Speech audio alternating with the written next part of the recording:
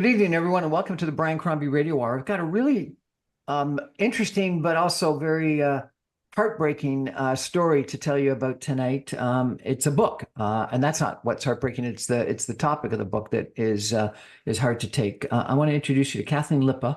She is a author, and she's written a forthcoming nonfiction Canadian true crime book called Arctic Predator.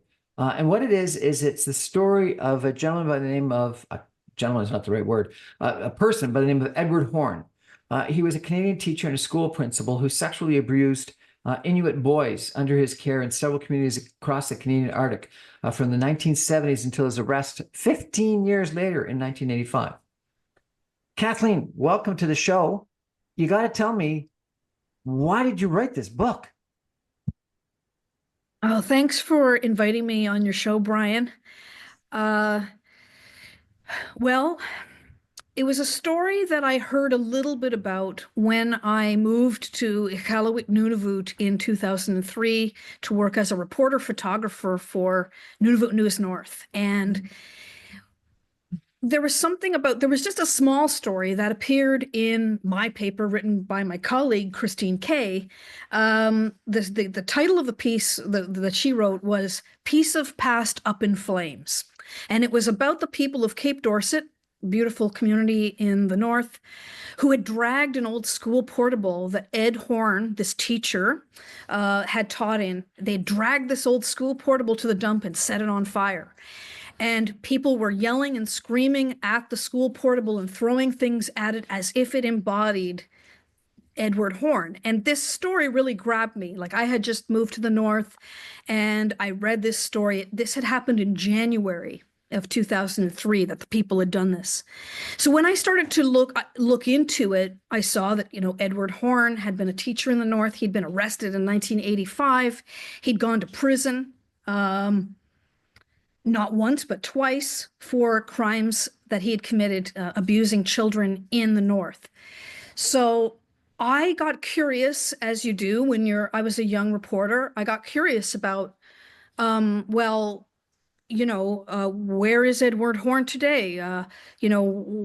And what happened exactly? How did he get caught? These kinds of questions. And people didn't have answers. There were a lot of stories about Edward Horn, the teacher, who had taught in the north from 1971 to 1985 in the Eastern Arctic of Canada. But nobody really knew what had happened to him. The scale of the crimes was unknown. So I would meet people in the different communities where I was working as a journalist, and they would talk about this horrible teacher and things that had happened maybe to a family member, that he had abused their cousin, and then the boy had gone on to commit suicide, those kinds of horrible stories.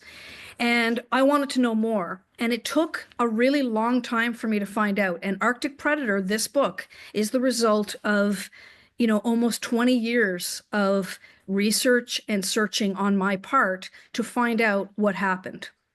20 years of research. I mean, I did my first interviews with people about Edward Horn in, late 2003. And I stuck with the story for that long. There were times when I had to put it down because it was too, as you can imagine, it was very difficult subject matter to deal with. I can imagine. Very disturbing.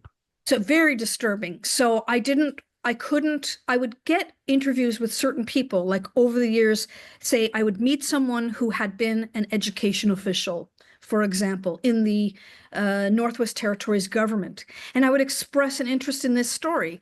And one of the many things that was interesting about this story was that people who knew Ed Horn or had worked with him had really good memories, almost like, a traumatic event, and how sometimes people can remember the event as if it happened yesterday. So people would remember things like, oh, I used to socialize with Ed Horn and I knew his wife very well. And they would, so I would get these stories from different people over the years, and I was collecting things like in notebooks, old school, writing things down, keeping those notebooks, or even deciding, say, someone was really interesting, say, an education official who had been really close friends with Edward Horne.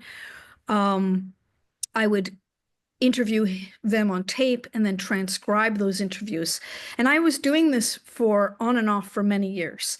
And then when was that? I realized that I was going to have to see court documents, and those were not easy to get. So I ended up hiring a lawyer to get access to sealed files connected to the Ed Horne story. But yeah, it took a long time.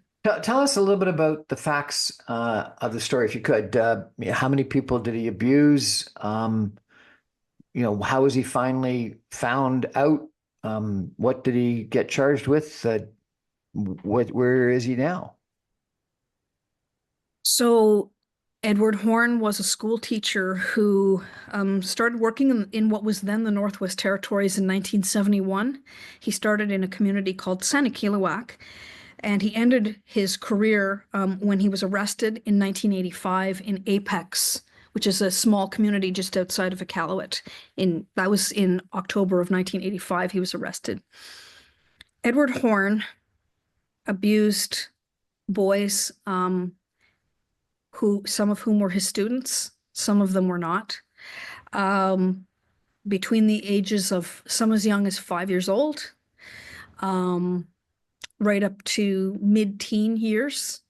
And according to what I have seen, although we will never know how many victims there were between 1971 and 1985, his time in the Arctic, there's enough known to make the claim that there was 150 victims of Edward Horne. 150. Yes. We don't have we will never know how many victims there were. A lot of, as you probably know, like just from, you're, interviewing people over the years, and this type of crime, pedophilic crimes, sexual assault, a lot of victims don't come forward. And especially when they're children, they're boys who, trusted their teacher and, so on and so forth. A lot of people don't come forward, but yes, there were 150. There were two. So Edward Horne was arrested in 1985. At that time, he ended up pleading guilty. Okay, so he ended up pleading guilty to an agreed statement of facts that was quite different from what the boys had told the authorities. So there was less. So he went to jail for 6 years, got out. There was a new criminal case. More victims came forward. So that was into 1999, 2000. So he went back to prison in 2000, and for 5 years, he pled guilty again to a number of charges.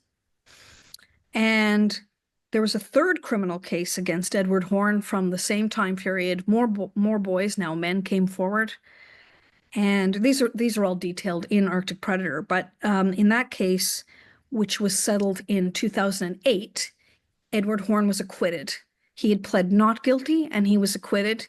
So Edward Horne at that time became a free man, and he lived in Nicaragua and in Mexico. And when I interviewed Ed Horne, because I did interview Edward Horne. You interviewed the guy?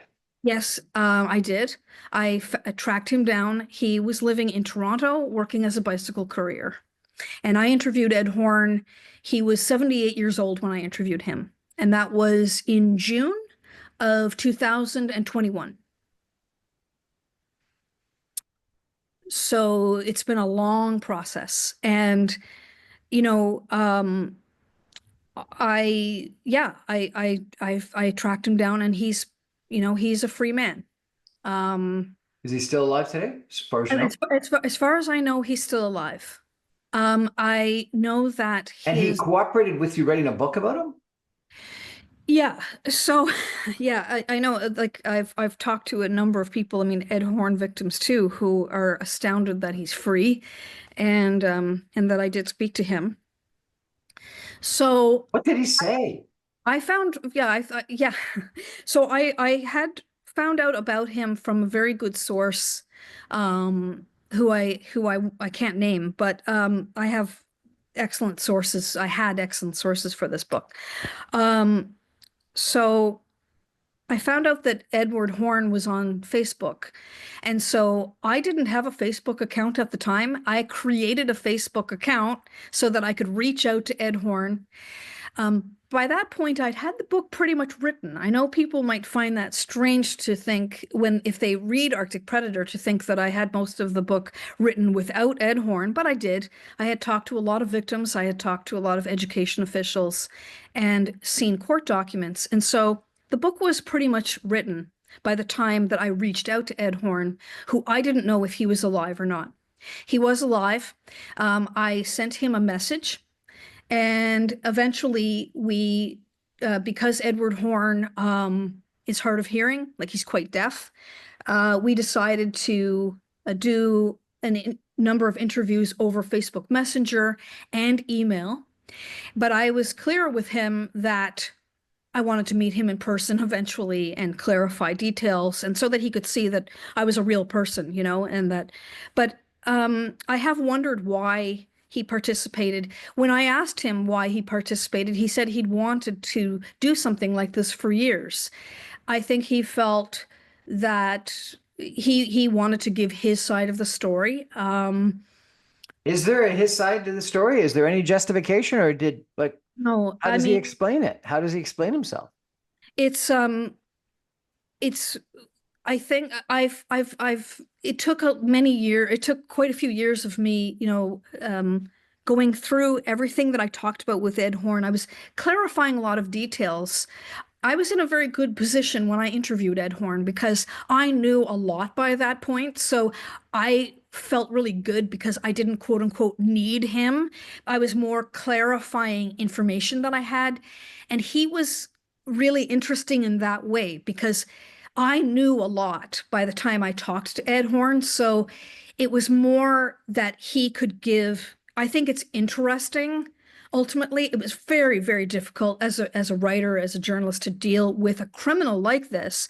But I think that they can offer, when you have information, like I knew a lot about his crimes. I knew about his wife and about his family life in the North. I knew a lot of people that he knows. And so I had a tremendous amount of information. So I'm going to him and getting him to talk about things. Like, for example, he had claimed to be Indigenous. Now, this is something that I had found out through my research, that he was not Indigenous. I'd done my own research and knew that he wasn't. He talked about this with me as well, sort of, I think, sensing that this was something a journalist would pick up on. So he made a point of giving his side of, why he made those claims to be Indigenous, for example. That's all in the book. Um, I think when you I think that's one of the things that makes Arctic Predator different than a lot of true crime books. I found it interesting. It was very difficult for me as a writer, but at the same time, it's what gives the book a unique sort of I can't power. imagine writing It's it. got a unique power in a way because at the end of the day, as horrifying as it is to talk to a criminal like a pedophile, a criminal pedophile, he's the only person that can, you know, give you a certain kind of Perspective. insight in perspective on this story, whether, I like it or not. I'm a journalist, I'm going in. If I can get that person to talk to me, which I did, and I can confront them about things such as his lies about his ingenuity, about questions about, people blame Ed Horn for the suicides in the North of men who were once boys, who were his students. I got him to speak to those things. That was difficult work, but he did He didn't shy away from any question I asked him. Um, and I think that's what makes it interesting for readers, and why um, I think um, the book has value because of that, as Oh, I'm difficult. sure it does. My gosh, unbelievable. We got to take a break though for some messages, and we're going to be back in 2 minutes with Kathleen Lippa talking about a book that she's written about a sexual predator, a pedophile in the Arctic. What's the title of the book, please? Arctic Predator, And it's going to be out. February 4th. Arctic Predator. Stay with us, everyone. Back in 2 minutes.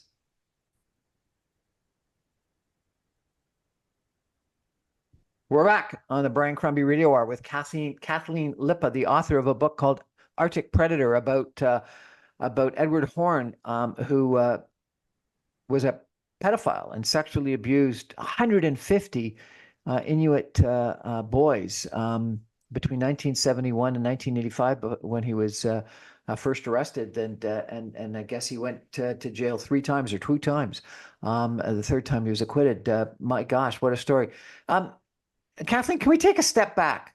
As you've gone through your research, you must have looked at to try to understand pedophilia. Can you explain it? What is it? Like, did pedophiles, did this guy have to do this? Like, how could someone abuse 150 boys? Like, what's going through his head? Is it? Explain pedophilia to me if you could. Yes. So I've been a journalist in newspapers my whole career since I was, 21 years old.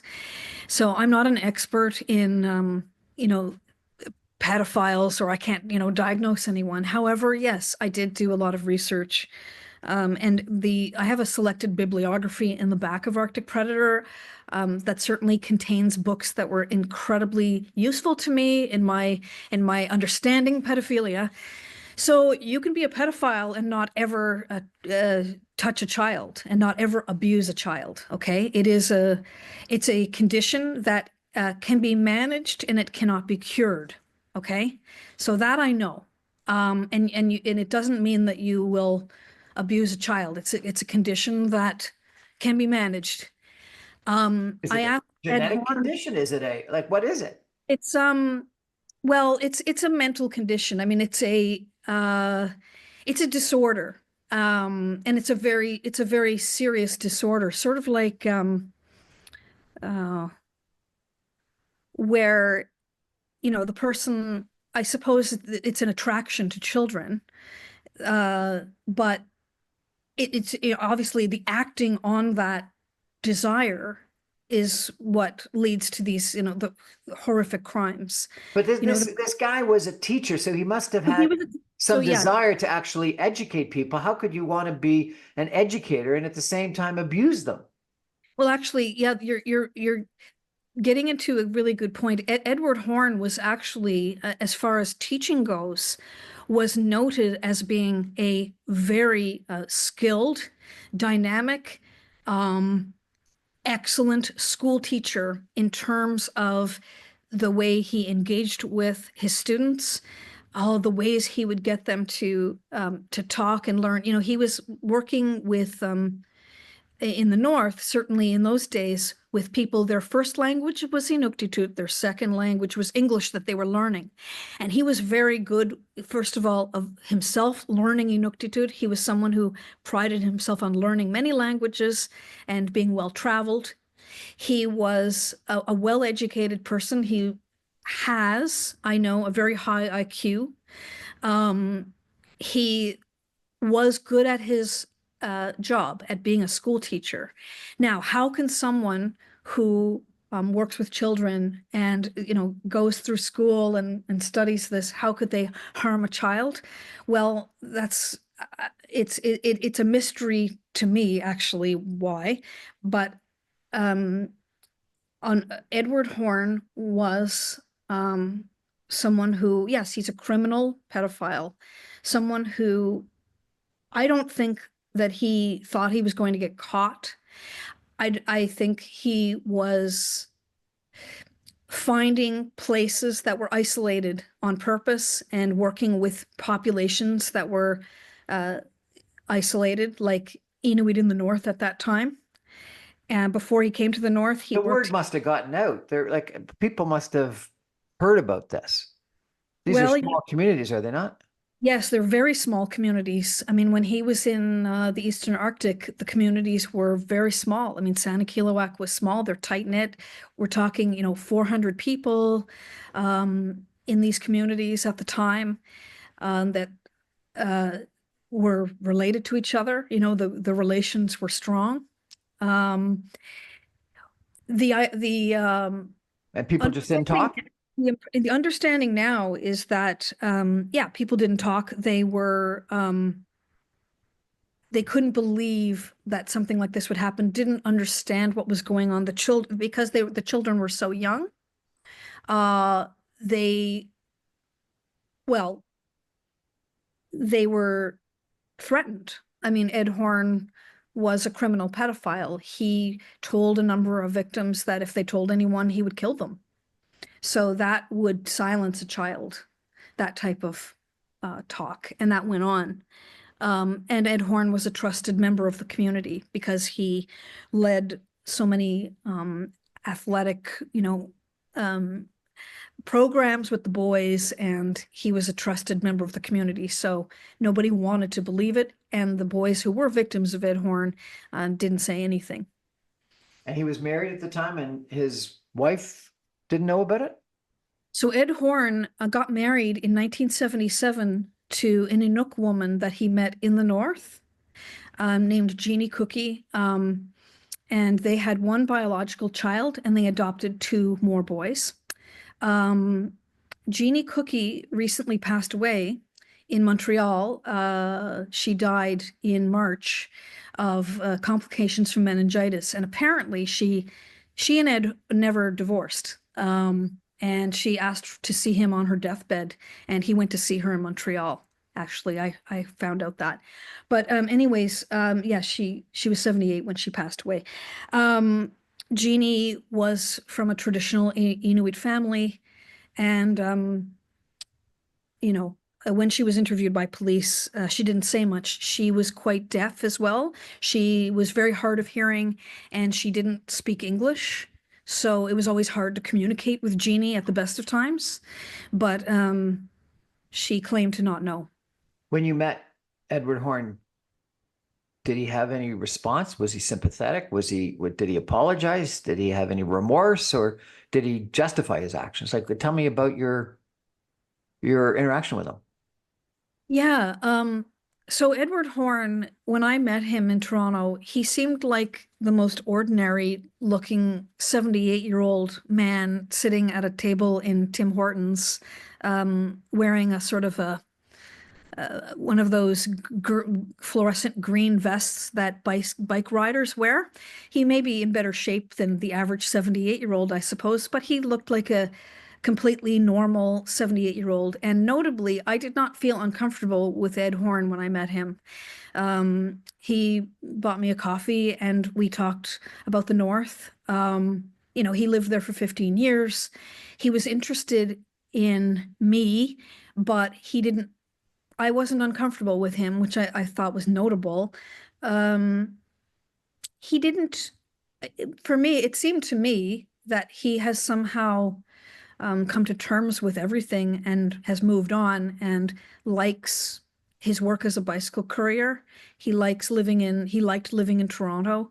He had been involved with his local church, activities there, going to church. He actually sent me a video shortly after I met with him of a church service that he liked.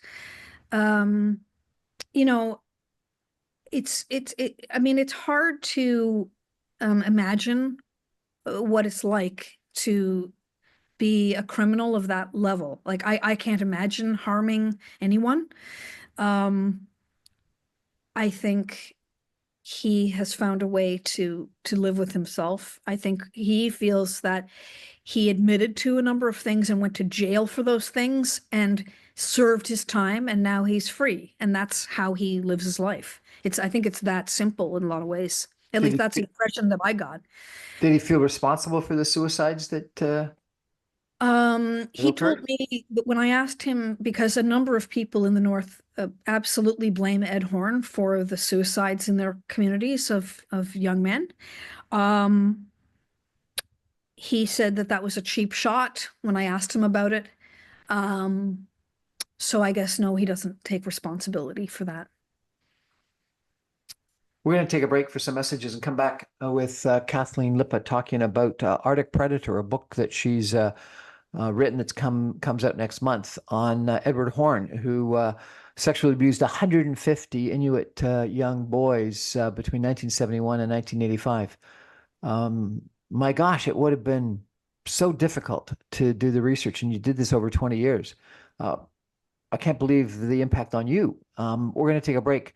And when we come back, maybe I can ask if you're different because of this book and the research and the writing. Stay with us, everyone. Back in 2 minutes.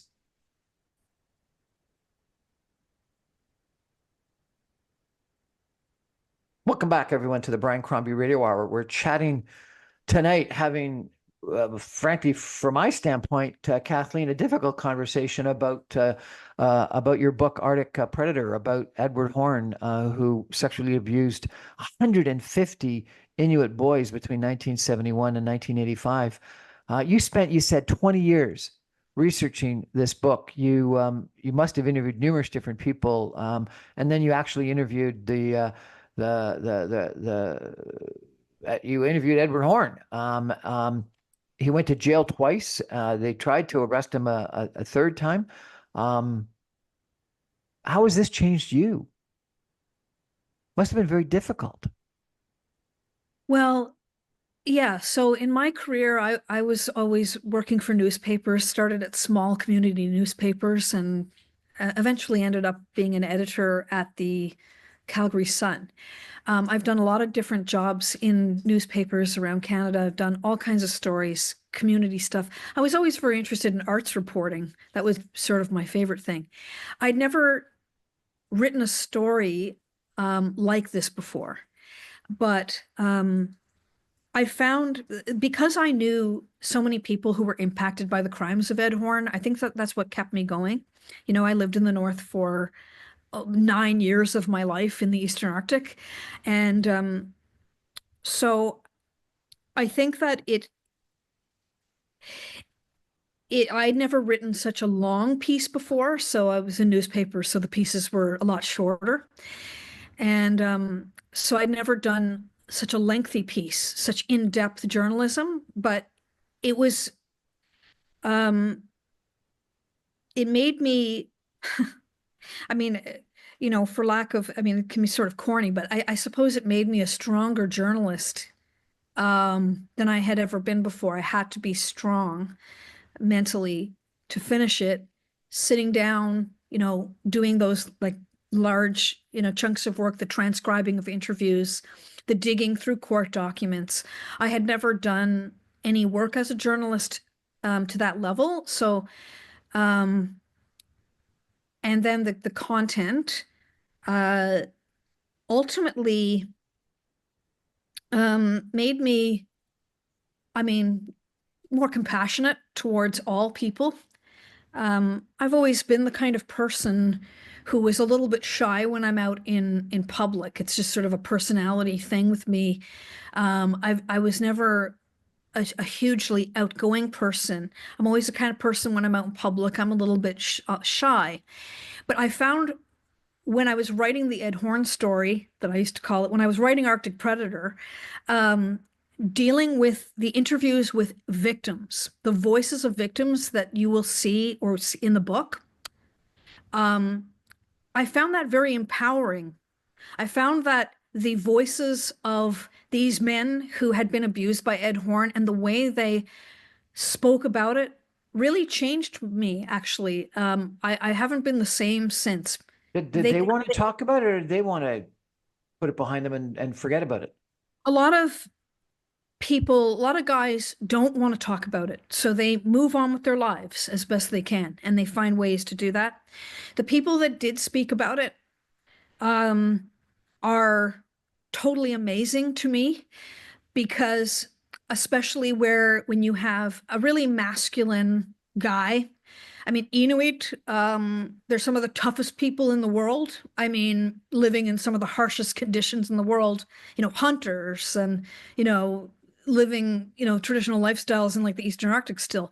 These are tough people. And I found that them talking about being abused by a man, which they'll acknowledge the hardest thing, when it's a man that did this to them, when they're really masculine and so on, but they still talk about what happened. I found that very empowering. Like it's empowering for anyone that someone willing to speak out and say, this is what happened to me. It was wrong, and this is how it affected me. That's a very powerful thing. It did change me. It made me more compassionate towards all people from all walks of life. Can you tell me, any of those stories? Did they fight back? Did they just give in? Like, was it violent? Tell me, can you give me any sense of the Yeah. victims? Yeah, it was violent. They would have been, say, you have a guy who's 10 years old and he really likes the teacher, Ed Horn, and goes to the schoolhouse in the morning before anyone else is there because there's this new Atari game that's been set up in the classroom.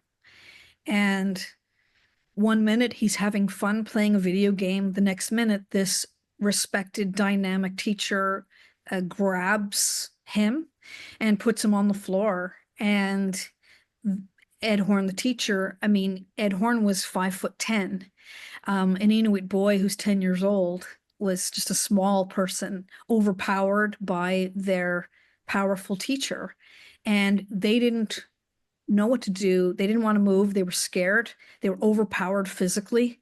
And then as soon as Ed Horn had done whatever it was that he did, the boy got up and ran out of there. Sometimes they would never come back to school ever and never trust outsiders or teachers again in their lives. But if they came back, there was one guy who told me that he had been abused by Ed Horn at Ed Horn's home when a bunch of boys had gone over to Ed Horn's home, and Ed Horn had taken him aside and molested him. The next day at school, the boy actually believed that he would be a favorite of Ed Horn going forward, but instead of being Ed Horn's favorite, Ed Horn grabbed him by the throat and like kind of choked him and sort of threw him aside. And he just never forgot that, just the betrayal, because he felt that he was special at one time and then realized, oh, I'm just not special. And, the stories like that are, shocking. But yes,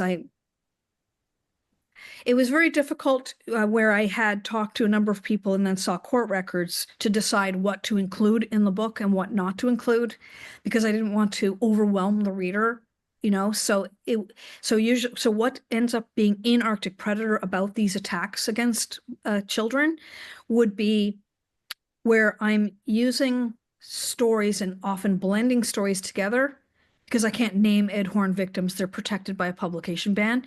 But where every story in my book from an attack that Ed Horn, perpetrated on a child, they really represent many more that were similar to that. Because unfortunately, a lot of the attacks were the same or similar in all the different communities. So yeah, if it's in the book, it's because I know that there were attacks like this that happened many other times, but I didn't want to, Is include. there I can't include everything. It's just too overwhelming for a reader. is there a problem with our educational system, our criminal justice system, or something or other, or is this just that these were small communities and he got away with it for far too long?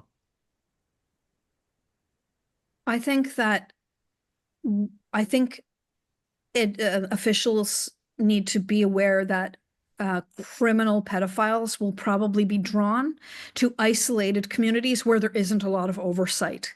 They're going to be drawn to those areas. Like they're going to know a criminal pedophile like Edward Horne knew that people were not going to talk because of the nature of the community. Like he knew that. Like that's why he was there. That's what attracts criminals like this, uh, because they're isolated, because people are very trusting, because there is a lot, they have a tremendous amount of power and trust. Say like they're like the teacher and they're also the, the coach, and they're, doing a number of things, and the children are spending a lot of time with this particular individual. So those types of situations, they probably need to be, looked at, because, why would somebody want to spend that much time with kids for that amount of time? Like what Edward Horne was doing, it was suspicious. I mean, near the end of his time in the North, before he was arrested, their parents in Kimmeroot, which was called Lake Harbor then, they were starting to ask questions to the education officials. They were saying, he's spending a lot of time with the boys, like at school at night. The school is open in the evening, and he's always in there with the boys, and why is it only boys, and he's making them take a lot of showers. Why, like seriously, like there was someone actually reported this before Ed Horne was arrested. There was a teacher that said he makes them take a lot of showers. He's always in there. But that wasn't picked up on by the officials who at that time were in Frobisher Bay. That should have been picked up on. Things were brought to the attention now and then to officials, like this teacher. Um, anyway, things were mentioned and they were not picked up on. Were there cover-ups? Were there people that knew and didn't do what they should have done? I think there were a couple of situations, and I talk about them in the book because these were things. So all files connected to the Ed Horne case were sealed in 2008. And so I got a successful unsealing order in order for me to finish my book and to clarify details, which is why Arctic Predator, it was very important for me to be accurate and clear when I wrote this book about what happened. So files were sealed that did indicate that there were a few times where education officials were warned or told that Ed Horne was suspected of molesting a boy in a particular community, and nothing was done about it. So yes, I mean, you can, if you want to call that a cover-up, there were times where, and now the arguments would be, well, there was no hard evidence about what happened. It was just a rumor. But I think that, and there were no roads connecting these communities. Air travel was expensive. We're dealing with extremely isolated conditions in these northern communities. So it would be hard for an official, say in Rankin Inlet, to go to another community and so on and so forth. I understand that, but we've heard, and that's what they would say. But I think, yes, in my book, you will see that there were times where there was a report about Edward Horne, where Edward Horne should have been taken out of that community, and he wasn't. Let's put it that way. So this is unfair because this is what your book is about. But let me ask you the question. We've heard stories about residential schools. We've heard stories about churches, and obviously your story. What's wrong? Do we have a lack of oversight? Do we have a lack of supervision? Are we too trusting? Are people that have these predilections too attracted to places where they can never be found out? Like what's going on? We've just heard too many stories about residential schools, about churches, about boarding schools, about Arctic Predator, etc. Yeah, I mean, I grew up in St. John's, Newfoundland in the 1980s, and I was really impacted by the Mount Cashel scandal, which a number of listeners, I'm sure they know about that. So that was the Catholic Church. These children in my book, Arctic Predator, these kids lived with their families. So these were not residential schools. These were federal day schools that were fairly new in each community. Each community had its own school. The kids lived at home with their parents. But these are isolated communities. And I do believe that if this type of, certainly when Edward Horne was caught, if this type of thing had happened in Toronto, in downtown Toronto, everybody would know who this teacher was, and this teacher would not have. I mean, if anybody had any inkling like this, they would never be able to be near children again. I think that the isolation had a lot to do with Ed Horne getting away with his crimes. And I also think that we could do a better job with just understanding our native populations, how they operate, how they are. In those days, that I'm dealing with in my book, the kids wanted to go to school. They liked school. They liked learning English. They wanted to learn things. Most of these kids in my book, they would be the first generation to ever go to school in their family. And the parents wanted their kids to go to school. But in an isolated place, a teacher having a lot of power and control, they need oversight. You can't just allow somebody to have so much contact, and especially if it's only boys, there were a number of times where Ed Horne, it's like he had classes that were only boys, and I mean that was unusual, and people should have, that's a red flag. I'm sorry, but it was in those days. There were lots of female students too that wanted to have attention, and they didn't get it because he was only paying attention to the boys. So remind us the title of the book. The title of the book is Arctic Predator: The Crimes of Edward Horne Against Children in Canada's North. And when does it come out? February 4th with Dundurn Press. And how can people buy it? It's available on Amazon right now. You can pre-order it, and it's available at Indigo Chapters, when it's released, but at all bookstores. Kathleen Lippa, and you can order it from anyone. Thank you for writing this book, and thank you for joining us today and telling us the story of this Arctic predator. Thanks, Brian. You're doing a great job. Thank you.